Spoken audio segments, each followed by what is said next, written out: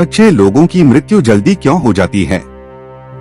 मित्रों, यह एक सवाल है कि अच्छे लोगों की मृत्यु जल्दी क्यों हो जाती है। अक्सर यह देखा जाता है कि अच्छे से और धर्म से चलने वाले लोगों की मृत्यु अक्सर जल्दी ही हो जाती है। शास्त्रों में तो बताया गया है कि कलयुग में लोगों की उम्र 30 साल ही रह जाएगी और कलयुग का अंत होते होते इंसान की औसतन उम्र 20 साल ही रह जाएगी।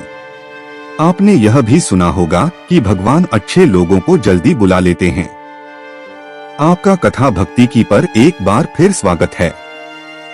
दोस्तों, आप लोगों को मेरे प्यार भरा नमस्कार। स्वागत है मेरी YouTube चैनल कथा भक्ति की पर।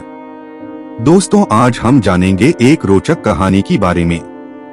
मित्रों, धर्म कोई सा भी क्यों ना हो, हर किसी में यही बताया गया है कि जिसने इस धरती पर जन्म लिया है उसकी मृत्यु निश्चित है।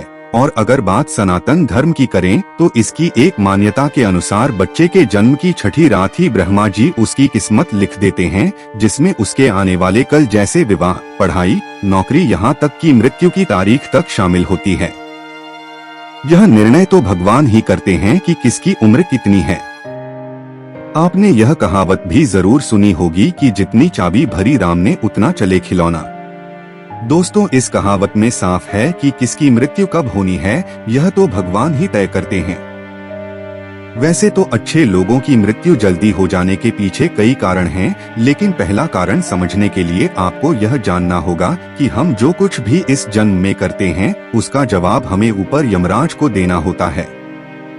अगर उसके पाप का पलड़ा भारी होता है तो उसे नर्क में यातनाएं काटनी पड़ती हैं, और अगर पुण्य का पलड़ा भारी हो तो उसे स्वर्ग का सुख मिलता है, और यही चक्र कई युगों तक चलता रहता है, जब तक उसे मोक्ष की प्राप्ति नहीं हो जाती। इस मृत्युलोक में हर कोई अपने किए की सजा ही भुगतने के लिए आता है। कोई आत्मा इंसान बनती है तो कोई जानवर के शरीर में प्रवेश करती है, ये उसके संचित कर्मों के आधार पर ही तय होता है। इसके अलावा उसे जन्म देने वाले माता पिता के संस्कार भी उसके अंदर आते हैं। इसके बाद वो जो कर्म करेगा उसके हिसाब से उसे पुण्यात्मा या फिर दुरात्मा कहा जाता है। अब यही पुण्य आपकी मृत्यु की तारीख को भी बदल देते हैं। जिस तरह से एक जज जेल में रहने वाले कैदी के व्यवहार को देख उसकी सजा कम कर देता है, ठीक उसी तरह भगवान भी देखते हैं कि इंसान मृत्युलोक में जाने के बाद अच्छे कर्म कर रहा है और उसे अपने किए की सजा मिल चुकी है। और जब उन्हें लगता है कि अब उसे मृत्युलोक में नहीं रहना चाहिए तब वो उसे बुला लेते हैं। भगवान के दंड विधान के अनुसार हर व्यक्ति को केवल उतना ही दंडित किया जाना चाहिए जितना उसके पाप किया है। अब क्योंकि अच्छे लोगों के पाप कर्म बुरे लोगों के पाप कर्मों की तुलना में अधिक होते हैं, इसलिए अच्छे लोग अपने पापों का फल जल्दी ही भुगत लेते हैं। हिंदू धर्म में मान्यता है कि भगवान हर अच्छे आदमी को किसी न किसी उद्देश्य के साथ ही इसे मृत्युलोक में भेजते हैं, और भगवान का अपना अवतार उन्हीं उद्देश्यों में शामिल है। इसीलिए जब वो उद्देश्य जल्दी पूरे हो जाते हैं तब भगवान उन्हें वापस बुला लेते हैं। अर्थात अच्छे लोगों की मृत्यु उनके अच्छे कर्मों पर ही निर्भर करती है।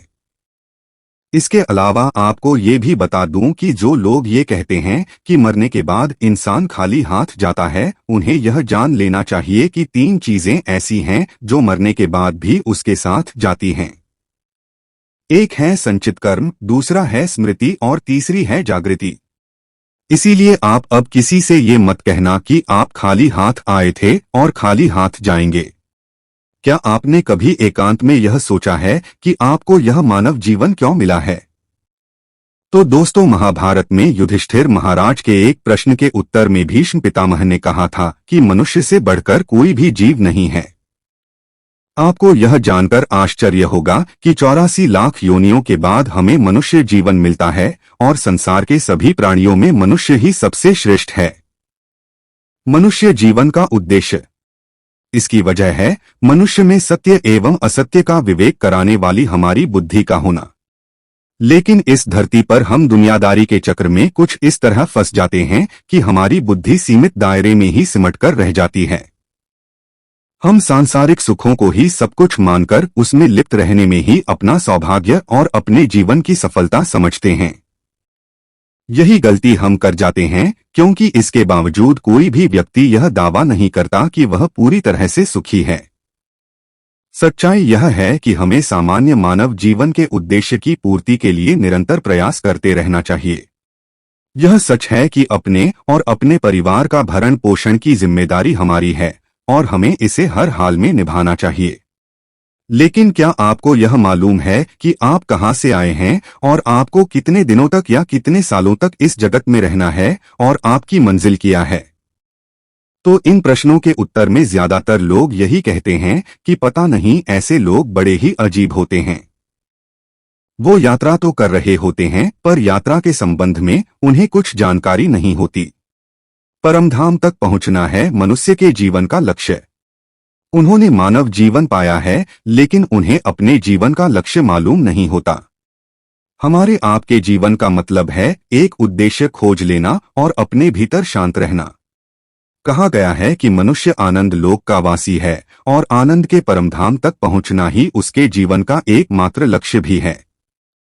इसलिए मनुष्य को इस संसार की मृग मरीचिका से निकलकर भव्य जीवन की प्राप्ति के लिए साधना के मार्ग को अपनाकर अपने गंतव्य को पहचानना चाहिए। अच्छे लोगों की मृत्यु जल्दी इसलिए होती है। इसी तरह दोस्तों, श्रीमद् भगवद गीता में भी भगवान श्री कृष्ण कहते हैं कि ये एक आध्यात्मिक और ईश्वरीय जीवन का पद है जिसे प्राप्त करके मनुष्य मोहित नहीं होता। अगर कोई जीवन के अंतिम समय में भी इस तरह की स्थिति में हो तो वह भगवत धाम में प्रवेश कर जाता है। मनुष्य कृष्ण भावनामृत या दिव्य जीवन को एक क्षण में तुरंत प्राप्त कर सकता है और हो सकता है कि उसे लाखों जन्मों के बाद भी यह प्राप्त न हो। दोस्तों, यह तो सत्य को समझने और स्वीकार करने की बात है। भगवत गीता कहती है कि वास्तविक जीवन का शुभारंभ इस बौद्धिक जीवन के पूरे होने पर होता है। दोस्तों, इन सभी बातों से यह तो स्पष्ट होता है कि हम सभी एक निश्चित समय के लिए धरती लोक पर आते हैं और कुछ विशेष कर्मों को करने के लिए आते हैं। जब हमारे कर्म पूरे हो जाते हैं और इस जीवन के लक्ष्य प्राप्त हो जाते हैं तो प्रभु हमें परलोक में एक सहज जगह प्रदान करते हैं। भगवान कृष्ण और अन्य कहते हैं कि वास्तविक जीवन तब शुरू होता है जब यह भौतिक जीवन समाप्त हो जाता है। मित्रों, जो लोग सदाचारी होते हैं और जीवन में अच्छे कर्म किए होते हैं वे वास्तव में विशेष होते हैं। जब उनकी मृत्यु का समय निर्धारित हो तो दोस्तों उनको इस दुनिया को छोड़कर आगे की यात्रा जारी रखनी होती है। धन्यवाद।